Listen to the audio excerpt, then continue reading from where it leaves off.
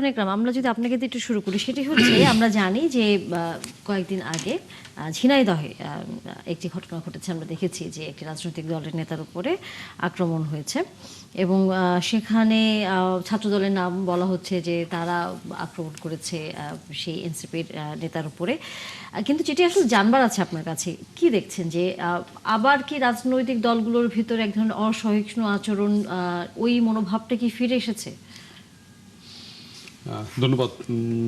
এটি খুবই অনাকাঙ্ক্ষিত ঘটনা ঘটেছে, যেটা জেনে দেওয়ার যেটা বললেন বিষয়টা।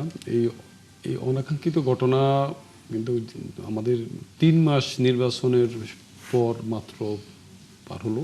এত দ্রুত সময়ের মধ্যে মানে একটি দল আরেকটি দলের সঙ্গে এই ধরনের আচরণ বা এই ধরনের যে অপ্রীতিকর ঘটনা, অনাকাঙ্ক্ষিত ঘটনা দেশবাসী কিন্তু আশা করে না। যেখানে বিএনপি, জামাত এবং এনসিপি তারা সম্মিলিতভাবে তারা মানে যে স্বৈরাচার সরকারকে পতন ঘটিয়েছে, সেখানে এত দ্রুত তারা পরস্পরের বিপক্ষে দাঁড়িয়ে যাবে এবং পরস্পরের প্রতি এতটা অসহনীয়।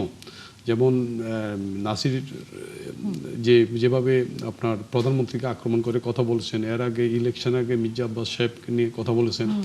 মানে তো এই ধরনের আপনার যে বক্তব্যেরও একটা শালীনতা বজায় রাখা উচিত, একটা সৌজন্যবোধ, একটা শেয়ারকে অনার করা উচিত। ওনার যেমন উচিত, আবার পাশাপাশি উনি যদি কোনো অপরাধ করে থাকে, উনি ওনার বক্তব্যে যদি শালীনতা বজায় না রাখেন, সেটা আপনার অন্যভাবেই সেটা মানে মোকাবেলা করা যেতে পারে। সেটা তার শারীরিকভাবে তাকে মানে আক্রমণ করে তার গায়ে ডিম ছুড়ে এটা করা উচিত না। এতে আমি মনে করি যদিও এটা ছাত্রদল বিএনপি তারা বলছে তারা এনসিপির পক্ষ থেকে আগে তাদের উপর হামলা হয়েছিল, পরস্পর উপর দোষারোপ করতেছে, কিন্তু যেই করুক না কেন এই ধরনের পরিস্থিতি আমার মনে হয় এটা সরকারের উচ্চ পর্যায় থেকে লাগাম টানা উচিত, যাতে মানে সামনে এ ধরনের আপনার অনাকাঙ্ক্ষিত ঘটনা যাতে আর না ঘটে। কারণ আপনার দেখবেন এখানে কিন্তু যদি এখানে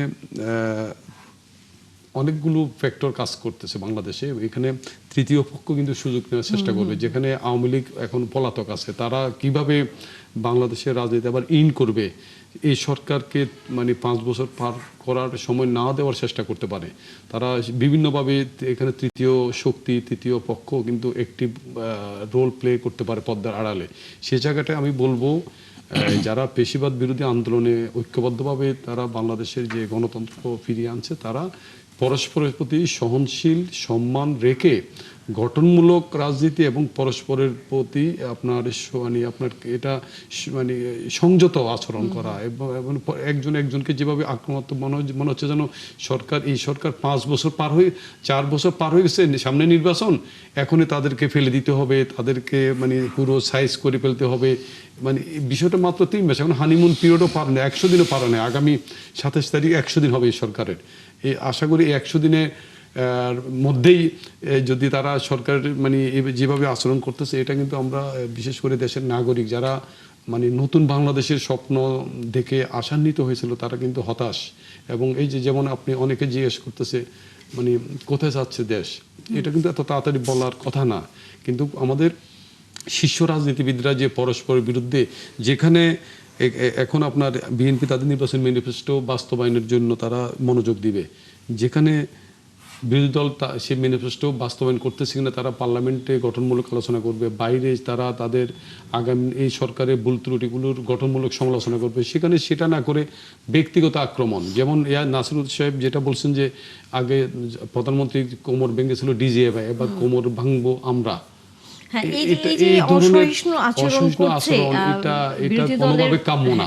ডক্টর আতিক মুজাহিদ, আপনারা কম বেশি আসলে জানেন যে ঝিনাইদহের ঘটনায় এর মধ্যে আপনাদের একজন নেতাকেও গ্রেফতার করা হয়েছে ছাত্র দলের নেতার মামলায়।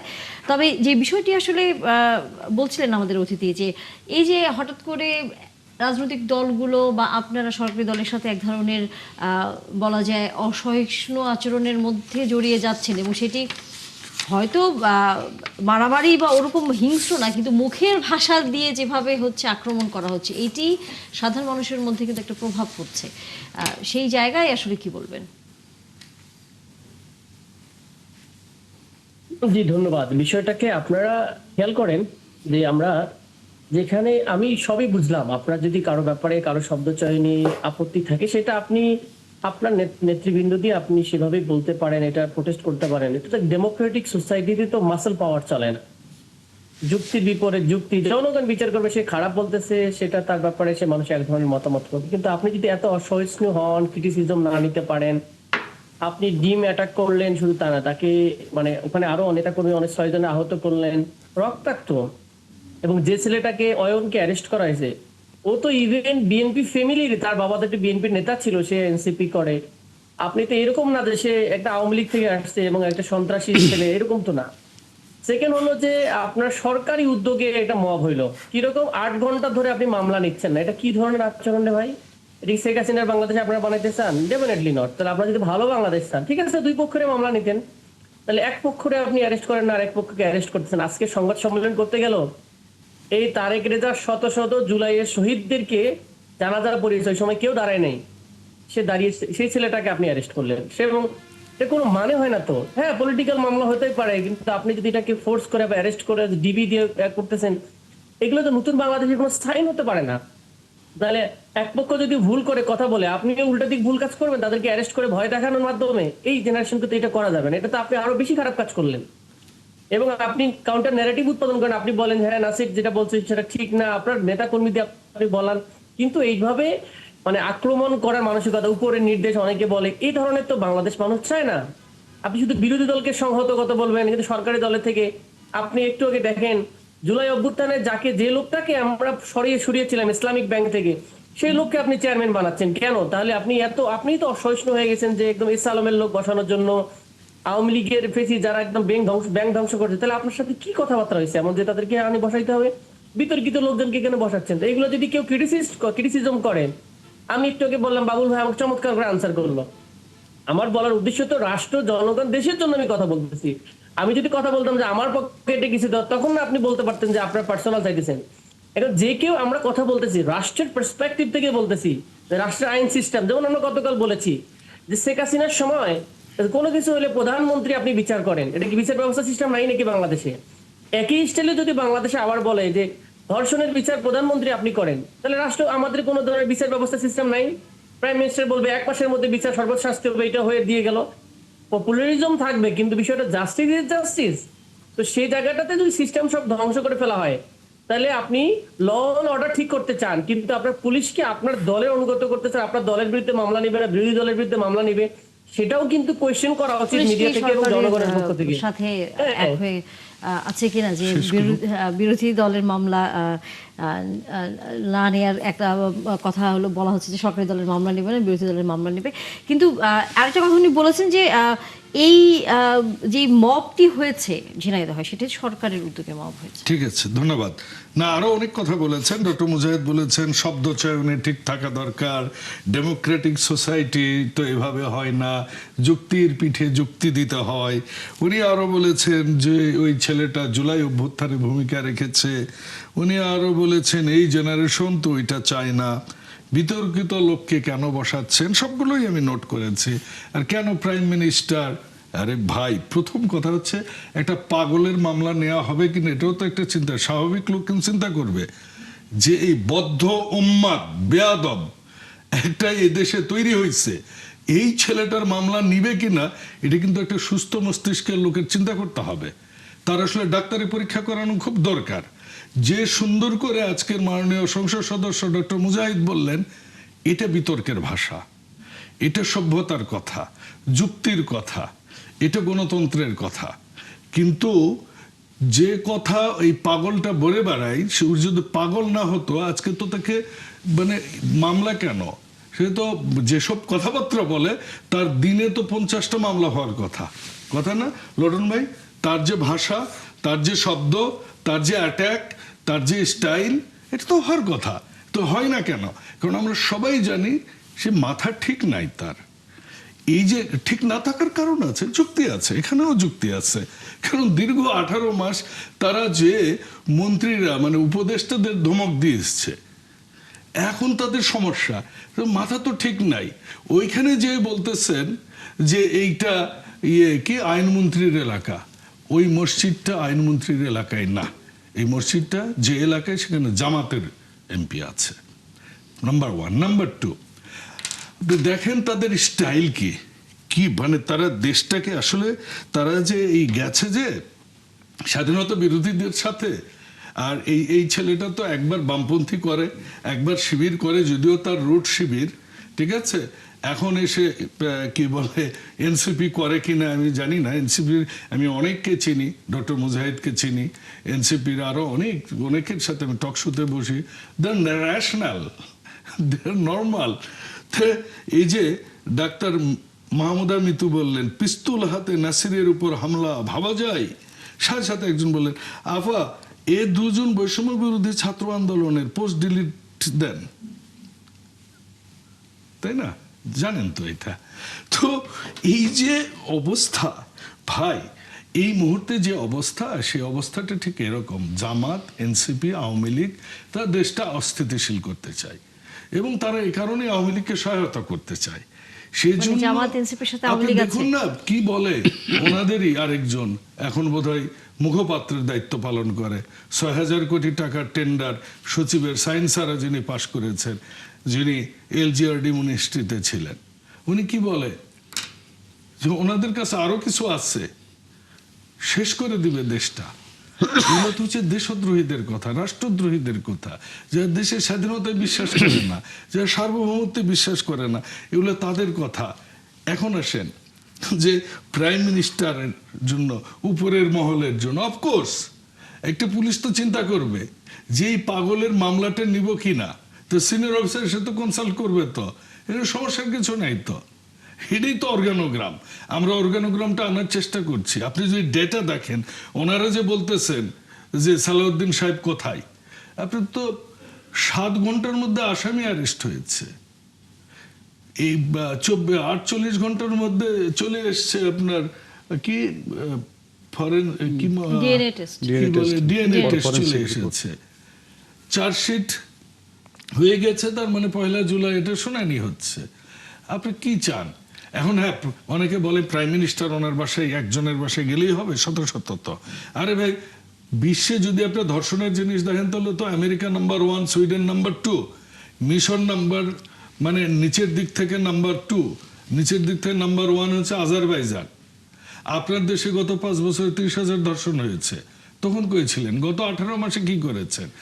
এই ইয়াসমিন হত্যাকাণ্ড, যেটাতে জামাত এবং আওয়ামী লীগ একজোটে বিএনপি বিরুদ্ধে নেমেছিল, কিন্তু বিএনপি যখন 96 ক্ষমতায় আসেনি, 5 বছরে আওয়ামী লীগ কিন্তু ইয়াসমিন ধর্ষণের মামলার বিচার করেনি, মামলার বিচার করেছে বিএনপি এসে। দিস ইজ বাংলাদেশ জাতীয়তাবাদী দল। যে উনি যে এই কথায় কথায় প্রাইম মিনিস্টারের স্বরাষ্ট্রমন্ত্রীর কথা বলেন, স্বরাষ্ট্রমন্ত্রী সংবাদ সম্মেলন করেছেন, এখন ওনারা বলতে এক বাড়িতে গেলে কেমনে হবে, এক বাড়িতে না গেলে আবার বলতো কি এমন একটা ঘটনা প্রাইম মিনিস্টার গেল না। সো আপনারা সমালোচনা করেন রে ভাই। আপনারা বলছিলেন যে আপনার ছায়ামন্ত্রী সভা করবেন, ভাই স্বরাষ্ট্রমন্ত্রীর ছায়ামন্ত্রী সবার কে আছে একটু আমাকে নাম ঠিকানা দিয়েন ভাই, ওনার কাছে যে ওনার কনসালটেন্সি নিয়ে আসতে চাই। আমরা আপনাদের থেকে দিক নির্দেশনা চাই যে আমরা কিভাবে করব, আমাদের সহায়তা করেন, সমালোচনা করেন, কিন্তু এই পাগলামি যে মেরে ভেঙে দিব, পিঠ ভেঙে দিব, হ্যাঁ ডিজিএফআই ভেঙেছিল এবার আমরা ভাঙবো, এইসব কথা মানুষ পছন্দ করে না। এই কারণে 12 ফেব্রুয়ারিতে আপনাদেরকে প্রত্যাখ্যান করেছে মানুষ, বিএনপিকে গ্রহণ করেছে।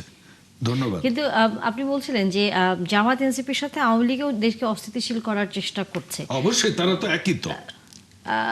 ডক্টর না হলে এই সময় আতিক মুজাহিদ, বিভাগীয় আপনাদের সমাবেশ সাথে দেওয়ার কি কোনো তাহলে মানে নাই। আওয়ামী লীগ যুক্ত আছে? কারণ আমাদের সাথে আওয়ামী লীগ তো অবশ্যই, কারণটা হলো আমরা মহিলা সংরক্ষিত এমপি, আমরা মতীয় পরিষদে যারা শেখ হাসিনার সার্ভিসে 35 বছর ছিল, তারা হচ্ছে আমরাই এমপি বানিয়েছি। আমরা এরকম অসংখ্য বিভিন্ন জায়গায় কমিটি দিলে আমরা তাদেরকে নিয়ে এসে কমিটিতে সভাপতি বানিয়েছি। তারা সবাই তো আওয়ামী লীগ থেকে এসেছে এবং তারা এনসিপিতে এসে মানে পুনর্বাসিত হয়েছে। আমরা জাতি দেখেছে যে আওয়ামী লীগকে কে পুনর্বাসিত করতেছে সারা বাংলাদেশে। এখন এটা আওয়ামী লীগের ট্যাগ না দিলে তো আসলে ওনাদের অস্তিত্বশীল থাকতেছে না। এই জন্য আওয়ামী লীগের সাথে আমার সুযোগ সাজেছে, এবং ইলেকশনের আগে অনেকে আওয়ামী লীগ ভোট দিয়েছে। সব আমরা কত কিছু শুনতে পাই। আমরা হুদা ভাইকে খুবই চমৎকার করে দেখতে পাই যে ওনারা কিভাবে আওয়ামী লীগের লোকজনকে নিয়ে এখন আমাদের এলাকার সব চেয়ারম্যান অলমোস্ট সব চেয়ারম্যান বিএনপির সাথে আওয়ামী লীগের যত চেয়ারম্যান ছিল ইলেকশনে আমরা দেখেছি তারা জাম্পিং করে করে জয়েন করেছে, ফুল দিয়ে দিয়ে জয়েন করেছে, কাউন্সিলররা জয়েন করেছে, ফোর্স করে ভোট দিয়েছে। এখন তো সবাই তো এখন আওয়ামী লীগ এনসিপিতেও তো অনেক আওয়ামী লীগের নেতাকর্মীরাও জয়েন করেছে। কথা ঠিক আছে, এটা এবং শুধু তাই নয়, সব জায়গায় অলমোস্ট। বিএনপিতে থাকলে চাঁদাবাজ, বলি এনসিপিতে গেলে পুত পবিত্র। কারণ ওই যে ওনাদের যে সেটাই তো। পীর সাহেব উনি ফু দিয়ে দেন, বললেন আওয়ামী লীগ থেকে এসে বিএনপিতে, হ্যাঁ হয়েছে তো। ছাত্রলীগের সাবেক সভাপতি হাবিবুর রহমান হাবিব আমাদের মাননীয় চেয়ারম্যানের উপদেষ্টা কমিটির অন্যতম সদস্য, অ্যাডভোকেট ফজলুর রহমান, উনি তো আওয়ামী লীগের সভাপতি ছিলেন কেন্দ্রে। আপনার কি বলে কুমিল্লার মনিরুল হক চৌধুরী ভাই, উনিও ছাত্রলীগের সভাপতি ছিলেন বিএনপিতে। বিএনপি তো এমন দল না যে বিএনপি মানে বিএনপির থেকে জন্ম হওয়াকেই নিয়ে শুধু চলে। বিএনপি মধ্যে ডান আছে, বাম আছে, মিডিল আছে, লেফট আছে, রাইট আছে, আমরা সব মিলি বিএনপি। কাজে আমিও ওনাকে আহ্বান জানাবো, আসেন, উনি খুব ভালো কথা বলেন, পড়ালেখা করেন, আমাদের এরকম ইয়াং জেনারেশনের লোক দরকার, ওনাকেও আহ্বান জানাচ্ছে, আসেন বিএনপিতে জয়েন করেন। বিএনপি এরকম একটা দল। কাজে বিএনপি আওয়ামী লীগ থেকে নিয়ে এসে, এটা আমি তর্কের খাতিরে বললাম। দ্বিতীয় কথা হচ্ছে, আপনি যার কথা বলছেন, যে মহিলা এমপির কথা বলছেন, উনি বিগত নির্বাচনের আগেই উনি এসে উনি দলবল নিয়ে নির্বাচন করেছে এবং বিএনপিতে জয়েন করেছে, তাকে আমরা নমিনেট করেছি। আর আমরা নমিনেট করতেই পারি, আমরা এটা মধ্যপন্থীর দল, we are open for all. আমাদের এখানে বামপন্থী যেমন আছে, নাস্তিক আছে, আমরা নাস্তিককেও নিই, আস্তিককেও নিই, আমরা পীরকেও নিই, আমরা আল্লাহর ওলিকেও নিই, আমরা সবকিছু নিয়ে চলি। আমরা কবিকেও নিই, সাহিত্যিককেও নিই, খেলোয়াড়কেও নিই, যে যেভাবে আসতে চাই বিএনপি সেইভাবে অ্যাকোমোডেট করার একটা রাজনৈতিক দল। কাজে ওইটা নিয়ে বিতর্কের কোনো অবকাশ নেই। আর আপনার দলে অনেকগুলো আছে। আপনারা তো শুরুতেই কি করলেন, সব কি পৌরসভা, সিটি কর্পোরেশনের কাউন্সিলর গুলোকে নিয়ে যারা আওয়ামী লীগের, এগুলো অনেক, এগুলো আর বললেন না।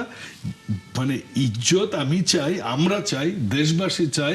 এনসিপি একটা ব্যাপক ভূমিকা রেখেছে এদেশের গণ অভ্যুত্থানে, বিশেষ করে জুলাই মাসে।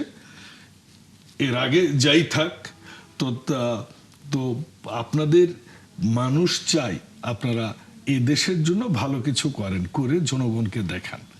আতিক মুজাহিদ, মানুষ চায়, শুধু বিএনপি চায় না। না হলে বিএনপি সব সারা দেশে এরকম হাঙ্গামা দাঙ্গামা উস্কে দিয়ে মারামারি করতেছে, কাজ করতে দিচ্ছে না।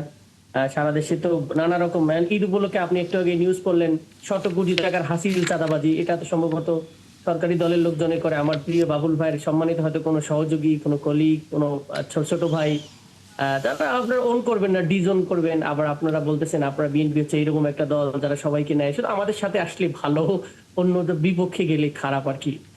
বাই দ্য ওয়ে, বাংলাদেশের রাজনীতিতে আমিও আসলে ব্লেম গেম এবং অসহিষ্ণু রাজনীতি দেখতে পছন্দ করি। আমরা চাই একটা স্বচ্ছ রাজনীতি বাংলাদেশে আসুক, এবং বাংলাদেশের অস্থিতিশীল করার জন্য অনেকগুলো ডেফিনেটলি গ্রুপ আছে। বাংলাদেশকে আমি আনস্টেবলও দেখতে চাই না। আমার অনেস্টলি স্পিকিং বাংলাদেশে স্টেবল চাই, বাংলাদেশকে একটা সভরেন, একটা স্বাধীন। আমি সবচেয়ে আজকে খুশির একটা বিষয়, আমার একটা অপ্রাসঙ্গিক হলে বলতে হবে যে আমাদের বিডিআররা সীমান্তে দাঁড়িয়ে যে ধমক দিয়ে কথা বলতে পারছে, এই বিকজ অফ জুলাই পরবর্তীতে বাংলাদেশে এরকম একটা চেঞ্জ এসেছে, সেটা আমাকে অবশ্যই ভালো বিষয়গুলো বলতে হবে। বাই দ্য ওয়ে, তবে আমি বাবুল ভাইয়ের মধ্যে বলবো যে এরকম করে মামলা না নেয়া, আওয়ামী লীগ স্টাইলের যে কালচার, যে শুধু সরকারি দল মানে হচ্ছে পুরো প্রশাসন সব ডমিনেন্ট, রুল অফ ল নাই, সবার নাগরিকদের একটা নিরাপত্তা থাকতে হবে মিনিমাম। পলিটিক্সে অবশ্যই বিরোধী মত থাকবে, বিরোধিতা থাকবে, ভুল থাকবে, কিন্তু অপোজিশনকে দমন করার মানসিকতা যে রাজনীতি, সেটা কখনো ভালো কিছু বয়ে আনে না। আপনি কি মনে করছেন সরকারের মধ্যে ওই অপোজিশনকে দমন করার রাজনীতি কাজ করছে আগের বারের মতো? আমার কাছে অনেক জায়গায় এটা মনে হচ্ছে। কারণটা হচ্ছে কি, ওনারা তো সবসময় আওয়ামী লীগ বিএনপি খেলতো, যে এরা একবার মারতো এরা একবার মারতো, এই যে ন্যাচারগত ভাবে একটা প্রোটেকশন, সেটা একই প্র্যাকটিসটা তাদের মাথায় ঢুকেছে। জান, আমি বিরোধী দলের রাজনীতি করে বুঝতেছি যে বিরোধী দল থাকা মানে হচ্ছে বাংলাদেশে একটা অন্যায়, মানে সব সরকারি দল হয়ে যেত এরকম একটা মানসিকতা। ফোর্স করে প্রশাসনকে ফোর্স করা হয় যেন অসহযোগিতা করে, আপনার দলীয় নেতা কর্মীরা সব জায়গায় আপনাকে ডিস্টার্ব করবে, মনে হচ্ছে সব জায়গায় একটা আধিপত্য বিস্তারের একটা মানসিকতা। এটা যে ক্লোনগত বলেন বা যাই বলেন, জেনেটিক্যালি আসছে দীর্ঘদিন ধরে যে প্র্যাকটিস, সেটাকে ভেঙে দেওয়ার একটা সুযোগ ছিল। যে একটা প্রোডাক্টিভ পলিটিক্স, একটা রেসপেক্ট বোধের পলিটিক্স, একে অপরকে মানে রেসপেক্ট করে পলিটিক্স, সে জায়গাটা হতে পারতো। কিন্তু এগেইন পুলিশ তো ভাই চেঞ্জ হয় নাই, পুলিশ তো আগের পুলিশে রেখে দিয়ে সেই পুলিশকেই আগের স্টাইল ইউজ করা হয়। তারা তো অভ্যস্ত যে কিভাবে বিরোধী দলকে দমন করতে হয়, কিভাবে মামলা নাড়াতে হয়, কিভাবে সরকারি দলকে তোষণ করতে হয়, বিরোধী দলকে দমন করতে হয়। এই যে প্র্যাকটিস দীর্ঘদিনের, তারা এগেইন আমার মনে হচ্ছে যে এটা থেকে আগের change হওয়ার প্র্যাকটিস একটা থেকে সুযোগ আসলে ছিল। বের হতে পারেনি, আপনি বলছিলেন প্রশাসনের পারেনি, বরং পুরো তারা আরো প্রক্রিয়াটি। বেশি আমরা ফিরবো, আতিক এখানে মুজাহিদ করতেছে। আপনি আছেন আমাদের সাথে, আমাদের বিরতি নিতে হবে।